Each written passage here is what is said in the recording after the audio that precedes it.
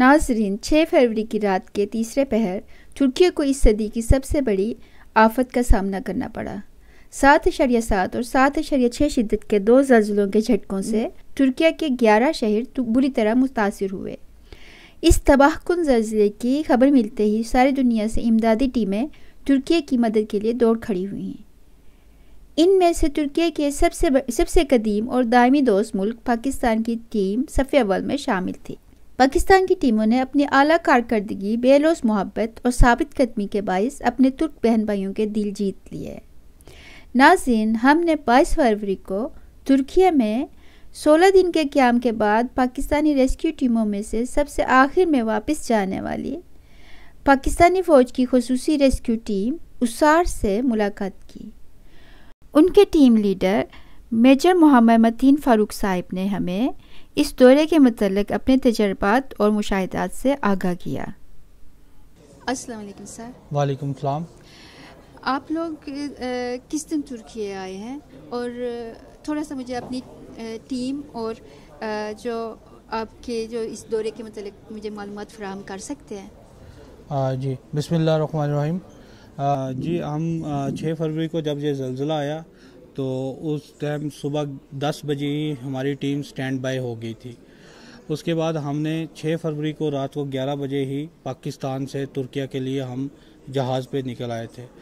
अगले दिन हम ज़लज़ले के नेक्स्ट दिन ही हम इधर आदेमान हमें साइट मिल गई थी, हम वहाँ पे आके डिप्लॉय हो गए और 7 फरवरी को रात को 11 बजे हमने अपना रेस्क्यू मिशन जो है वो स्टार्ट कर दिया था। हम आदियामान में पहली इंटरनेशनल रेस्क्यू टीम थी जो आदियामान में हम आए थे और इसके अलावा हमने जैसे ही रेस्क्यू मिशन स्टार्ट किया हमें साइट अलर्ट हो गई, हमने उस पर काम शुरू कर दिया और हमने 24 घंटे सारा दिन विदाउट एनी डिले अपने रेस्क्यू ऑपरेशन को बिल्कुल रोका नहीं और काम करते रहे, जिसकी वजह से हमने तकरीबन कोई 90 से ज़ायद बिल्डिंग हैं उन पे सर्च ऑपरेशन किया है और जब लाइफ पॉसिबिलिटी की हमें वहाँ पे बिल्डिंग से एक साइन मिला है तो हमने 40 बिल्डिंग ऐसी हैं जहाँ पे रेस्क्यू ऑपरेशन किया है। इस ऑपरेशन की बदौलत हमने अभी तक 13 जन से हैं वो अलाइव जिंदा जो विक्टिम हैं उनको हमने रेस्क्यू किया है और 140 से ज़्यादा जो डेड बॉडीज़ हैं हमने उनको रिकवर करके उनके अजीज़ों क़रीब के हैंड ओवर किया है ताकि वो अपनी आखिरी रस्मात अदा कर सके। जो हमारी टीम जो Pakistan army urban search and rescue team है ये 33 इंडिविजुअल पे मुश्तमिल है और इसमें 5 कंपोनेंट हैं। एक मैनेजमेंट का कंपोनेंट है, एक सर्च का कंपोनेंट है। सर्च कंपोनेंट के पास रेस्क्यू रडार्स हैं, लाइफ लोकेटर हैं, ऑडियो लिसनिंग डिवाइसेस हैं और सर्च कैम है जिससे ये मलबे में जो ट्रैप विक्टिम्स हैं उनके बारे में अलाइव या डेड है वो कंफर्म करते हैं उनकी। इसके अलावा हमारे पास रेस्क्यू ग्रुप है। रेस्क्यू ग्रुप के पास hydraulic, electric and manual tools हैं जिनमें डिस्क कटर है, हाइड्रोलिक स्प्रेडर है। इसके अलावा हमारे पास कंक्रीट चेन सा कटर है और डिफरेंट इस तरह के टूल हैं जिसमें हम रेस्क्यू ऑपरेशन करते हैं। इसके अलावा हमारे पास केनाइन सर्च के लिए 2 डॉग्स भी मौजूद हैं जो कि इसी तरह रबल में कोई भी विक्टिम ट्रैप्ड है उसके लिए सर्च के लिए कारआमद आते हैं। और इसके अलावा हमारे पास मेडिकल फर्स्ट एड के सारा इक्विपमेंट मौजूद है कि दौरान ऑपरेशन कोई भी विक्टिम है जिसको फर्स्ट एड की ज़रूरत है तो वो हम प्रोवाइड कर सकते हैं और हमारे पास लॉजिस्टिक का पोर्शन है। जी, जब आप इस आए थे तो इस इलाके की क्या हालत थी आदियामान की और आप इस आफत के बारे में आपके जो हैं जो आपने देखा उस इलाके की सूरत हाल के बारे में थोड़ा सा बता सकते हैं? ये जो ज़लज़ला है इससे जो डिस्ट्रक्शन लेवल है वो काफ़ी तबाहकुन है। तकरीबन हर गली में 2 से 3 बिल्डिंग के बाद एक बिल्डिंग जो सी थी वो कोलैप्स थी और ज़्यादातर यहाँ पे बिल्डिंग जो सी है वो 4 से 6 स्टोरी बिल्डिंग है और जो कोलैप्स इनमें हुआ है वो एक पैनकेक कोलैप्स था और यहाँ पे रेस्क्यू जब पैनकेक स्ट्रक्चर होता है तो वहाँ पे रेस्क्यू ऑपरेशन बहुत ज़्यादा मुश्किल होता है। और जिसकी वजह से फिर आपको सारी स्लैब कटिंग करनी पड़ती है और फिर जहाँ पे लाइव विक्टिम मौजूद होता है फिर वहाँ तक पहुँचना होता है और फिर उसको वहाँ से निकालना होता है। तो डिस्ट्रक्शन लेवल के लिहाज से ये एक काफ़ी मेगा डिज़ास्टर था और काफ़ी एक आप समझें कि मुश्किल सिचुएशन थी इस मुल्क के लिए। और वहाँ पे जितने भी लोग थे वो अपनी बिल्डिंग जो कोलैप्स बिल्डिंग थे उनके सामने खड़े हुए थे और वो इंतज़ार कर रहे थे कोई ना कोई रेस्क्यू टीम आए और आके जो भी उनके अजीज़ अंदर मलबे के तले दबे हुए हैं उनको वहाँ से निकाल सके। जी, जब आप वहाँ गए हैं तो इस वक्त कितने मुल्कों की दूसरे लोगों की टीमें वहाँ पे मौजूद थी? जी, आदियामान में Pakistan army urban search and rescue team सबसे पहले पहुंची थी। उस टाइम तक अभी तक कोई भी इंटरनेशनल रेस्क्यू टीम वहाँ पे मौजूद नहीं थी। उनकी अपनी ही जो लोकल एजेंसीज हैं या लोकल ऑर्गेनाइजेशन है वो वहाँ पे अपना काम कर रही थी। उन्होंने अपनी जो हेडक्वार्टर वगैरह इस्टेब्लिश कर लिया था और इसके बाद फिर वहाँ पे काफ़ी रेस्क्यू टीम जो इंटरनेशनल रेस्क्यू टीम हैं वो बाद में आई हैं और उन्होंने भी अपना रेस्क्यू ऑपरेशन किया है। जी, जैसे कि आप जानते हैं पाकिस्तान और तुर्की के बहुत देरीना और दोस्ताना ताल्लुकात हैं और पाकिस्तान खुद भी सैलाब की जद से नया नया संभल रहा है। ऐसे हालात में भी पाकिस्तान के अवाम ने अपने तुर्क भाइयों की मादी और मानवी मदद के लिए कोई कसर नहीं छोड़ी, हर तरह की मदद की है उनकी। आप पाकिस्तान और तुर्की के इस तल्लुक़ के बारे में क्या कहेंगे?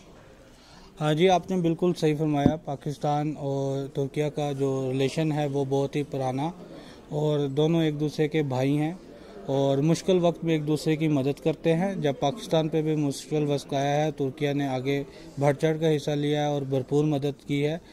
और उसी के अलावा पाकिस्तान की आवाम की तरफ से भी बहुत ज़्यादा एड जो हमने आदियामान में भी देखा है।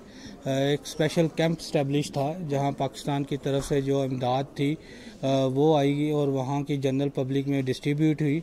इसके अलावा हमारे प्राइम मिनिस्टर वो भी इधर आए और स्पेशल इस एरिया में जहाँ पे ज़लज़ले की वजह से काफ़ी तबाहकुन सूरत हाल थी उस एरिया का उन्होंने आके विज़िट किया और वहाँ की जनरल पब्लिक के साथ वो उन्होंने इंटरेक्शन किया, उनसे मिले, उनकी मुश्किलात को उन्होंने सुना, उनको तसल्ली दी, उनका हौसला दिया। और इसके अलावा एज आ रेस्क्यू टीम हमने भी वहाँ पे काम किया तो वहाँ उस इलाके में पाकिस्तान के लिए बहुत इज़्ज़त थी।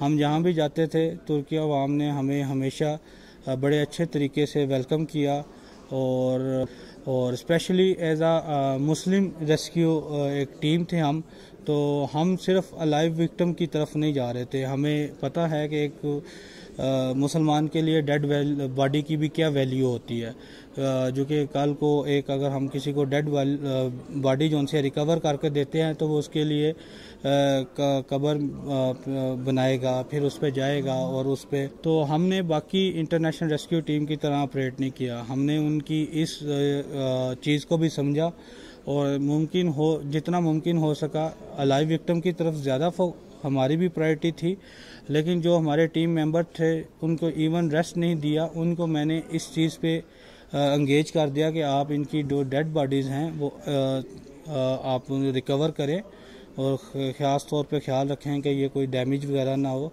और अल्हम्दुलिल्लाह हम इस पे कामयाब हुए, जिसकी वजह से वहाँ के जितने भी इलाके मकीन थे वो सब हमें बड़े अच्छे अल्फाज में याद करते हैं। इसके अलावा उस इलाके में आपको कोई ऐसा मंज़र, ऐसा वाक़या जो आपको बहुत गहरा असर हुआ, जिसका आपको बहुत याद रहेगा, बता सकते हैं हमें आदियामान के मुताबिक? जी बिल्कुल। तकरीबन 140 घंटे गुजर चुके थे इस ज़लज़ले को और वहाँ के इलाके वाले यही समझ रहे थे कि अभी सर्वाइवल चांस ख़त्म हो, क्योंकि 6 दिन हो चुके हैं और ये बड़ा मुश्किल है कि इसके बाद भी आपको कोई अलाइव सर्वाइवल मिल जाए। लेकिन हमें अल्लाह ताला पे यकीन था और हम उसी यकीन को अपने साथ रखते हुए काम पे मगन थे।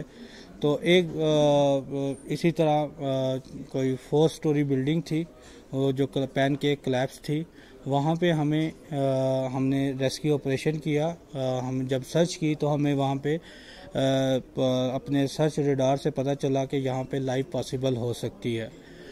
बाकी रेस्क्यू टीम भी वहाँ मौजूद थी, लेकिन उन्होंने टाइम को देखते हुए कि बहुत ज़्यादा टाइम गुजर चुका है, ये आप यहाँ पे नहीं, में भी लाइव विक्टिम यहाँ पे मौजूद ना हो, तो वो बिल्कुल उस साइट पे आने के लिए रेडी नहीं थी। लेकिन हमने उस अपनी जो सर्च के बाद रेस्क्यू मिशन को जारी रखा और 140 घंटे के बाद वहाँ से हमने एक 13 साल जो बच्चा था बुरहान, उसको हमने रिकवर किया। और जैसे आपने बताया कि वहाँ पे जब हम उसको सर्च कर रहे थे और उसके बाद रेस्क्यू ऑपरेशन कर रहे थे, आस्ता आस्ता उसके करीब जा रहे थे, तो हम आवाज़ भी साथ साथ दे रहे थे कि कोई अलाइव है तो वो रिस्पांस दे सके। एज हमारा कोई लैंग्वेज बैरियर है, उस वजह से मे भी वो इतना ज़्यादा रिस्पॉन्सिव नहीं था। लेकिन हमारा जो रेस्क्यूअर था वो जब आगे गया तो उसने कलमा तैयबा पढ़ा, ला इलाहा इल्लल्लाह मुहम्मद रसूलुल्लाह। तो बुरहान जो अंदर मलबे में ट्रैप था, तो उसने कलमे का जवाब कलमे से ही दिया, ला इलाहा इल्लल्लाह मुहम्मद रसूलुल्लाह। उससे हमें और हौसला आया और हमने अपना रेस्क्यू ऑपरेशन ज़्यादा तेज़ कर दिया। और अल्हम्दुलिल्लाह अल्लाह ताला का शुक्र है कि उसने हमें ये एक अपॉर्चुनिटी दी और हमने तकरीबन 144 आवर्स के बाद इस ज़लज़ले के उसको हमने अलाइव जो है रिकवर किया।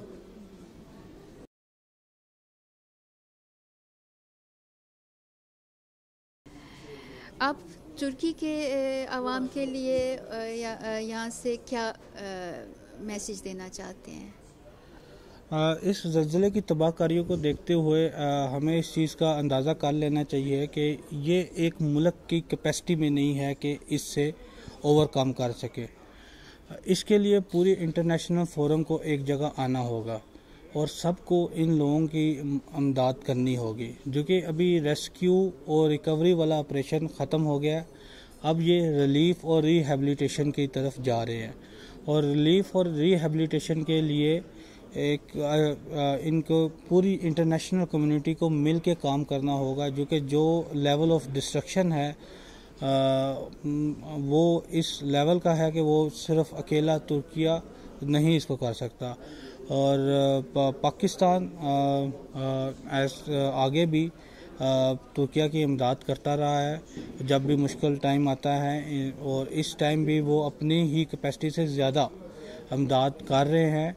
जैसे हम as a rescue team Pakistan army की और रेस्क्यू 1122 एक और टीम यहाँ पे तुर्किया में मौजूद है, वो रेस्क्यू एफर्ट में ले रहे हैं। इसके अलावा सीरिया में भी हमने अपनी रेस्क्यू टीम्स जो सी हैं वो भेजी हुई हैं। और इसके साथ साथ हमारा NDMA की तरफ से एक स्पेशल पैकेज है वो जो आ रहा है। इसके अलावा प्राइम मिनिस्टर ने एक स्पेशल इवन के मोबाइल के थ्रू भी उन्होंने एक कैंपेन शुरू की है, जिसमें हम अपने तुर्की भाइयों के लिए इमदाद इकट्ठी कर रहे हैं और वो हम आस्ता आस्ता भेज रहे हैं, और जिसकी वजह से तुर्की लोगों का प्यार पाकिस्तान के लिए और ज़्यादा हो गया है। लेकिन बाकी इंटरनेशनल जो कंट्रीज़ हैं उनको भी चाहिए कि वो इस टाइम ये एक मौका है जिस पे हमने बताना है कि हम अल्लाह ताला की बेहतरीन मखलूक हैं, और उसके लिए हम सबको इकट्ठा होना पड़ेगा। और ये जो विक्टिम्स हैं इनकी हमें इमदाद करनी पड़ेगी, जो कि ऑलरेडी इन्होंने बहुत कुछ बर्दाश्त किया है। इनमें से कुछ ऐसे हैं जिन्होंने तकरीबन अपने फैमिली मेम्बर्स बहुत ज़्यादा इस ज़लज़ले में गवा दिए हैं। तो अभी वो हम वापस तो नहीं ला सकते, लेकिन इसी तरह इनकी इमदाद करके इनको दोबारा एक अच्छा घर दे के और किसी तरीके से इनके वही ज़िंदगी की जो नॉर्मल लाइफ है वो दोबारा वापस ला के हम कुछ अजाला कर सकते हैं। जी बहुत शुक्रिया मेजर साहब।